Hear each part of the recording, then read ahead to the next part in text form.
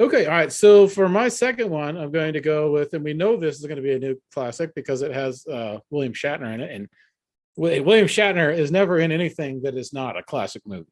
It's true. It's very true. Like think of Tech War, remember, like T.J. Hooker. And even like Bill Shatner, he also narrates some of the Full Moon movies. Have you seen his involvement with some of the Full Moon stuff? Yeah. He does like a whole like movie host thing with him. It's hilarious. But anyways, this movie is called A Christmas Horror Story, and Bill Shatner has the best job in the entire movie because he's the wraparound segment. So he's basically like the radio DJ that just sits around and gets drunk while all the chaos is happening around. You just keep cutting back to Shatner getting drunk while chaos is happening around town, and he's commenting on it. So he by far had the best acting job of anyone in the movie, the easiest acting job of anyone in the movie. Sit down with a bottle of liquor-laced eggnog and just drink this whole thing and get paid money for it. So anyways, this movie is a horror anthology that deals primarily with Krampus, and it also deals with this was kind of cool too. There's a segment in it that where like this family goes out to steal a Christmas tree, and the little kid disappears inside of a tree, and they bring him back out, and it's somebody else. So I think they call it like what do they call it? Like what's an imposter that comes back, and it takes the place of your kid. It's like you know what I'm talking about? A changeling. That's what changeling. Changeling. Yeah. They're body snatchers, invasion of the body snatchers type thing. But it's a changeling is the word. The doppelganger changeling is the deal you're looking for. So I mean that's also, cool. That's creepy, true. Like when it's a kid too. Yeah, and that's actually I like Krampus is kind of is evil Santa, which is which is good. There's also, you know what, I don't think there's like I like Krampus being thrown around. There, of course, is the film Krampus as well. Yeah. Right. Oh, there's a bunch of Krampus stuff. There's a bunch of Krampus movies. Yeah. But there's also one called Schwacht Pete, isn't there? Isn't Schwacht Pete Black Peter? That's the evil Santa. Oh, yeah, you're right. Yeah, I haven't seen that one, but yeah, you're right. I was actually looking at that when I was browsing through. And he puts kids in bags and beats them.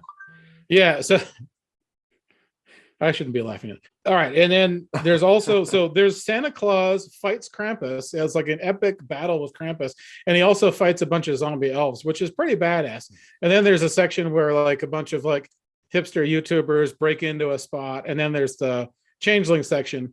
But the Krampus is like all like super buff and badass and everything. And Santa Claus is kind of badass when he's fighting the zombie elves. It's a pretty cool. And then what's different about this anthology movie too, is that it actually cuts between all the scenes throughout. So, you know, like most anthology movies will go to one segment, you'll have the wraparound, then it will go to one segment, and then you'll go back to the wraparound, and then it will go to the second segment, but they'll just concentrate on one segment at a time. This one goes back and forth between all three segments and Shatner.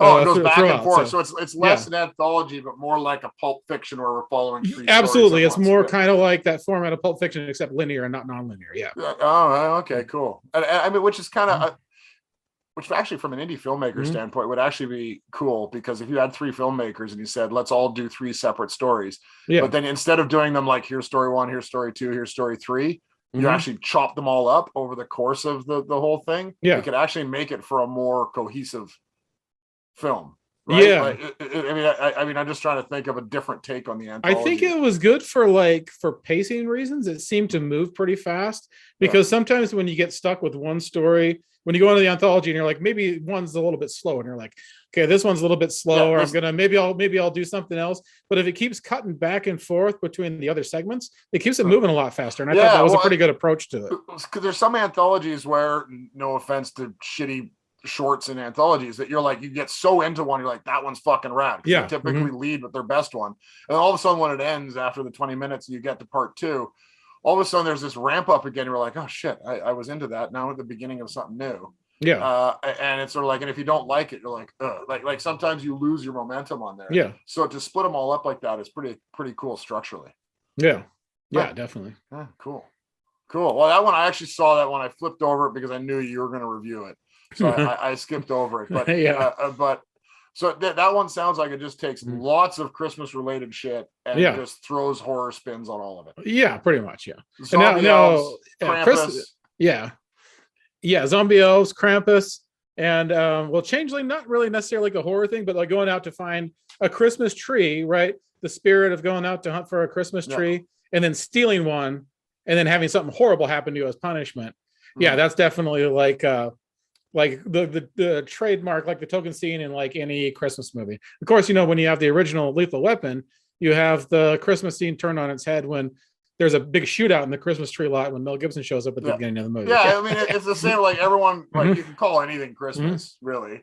Like everyone, like the big debate on whether or not Die Hard is a Christmas movie. Oh, there's no debate. It's absolutely a Christmas movie, right? But it's like so as long as there's Christmas stuff related, it's a Christmas. Well, it's got to have like that holiday spirit. So the feeling of holiday spirit is in there. Now Shatner has it in this. There's all this horrible stuff going around that he's commenting on, but he's like, why can't everybody just be nice to each other? And he's just drinking his eggnog and trying to like, why am I the only one with the Christmas spirit here? Because but it has to have that spirit in it. Yeah. So it has to have that spirit. Okay, if that's the way we define it, that's pretty good. I will check that one out too. Now that you've seen it,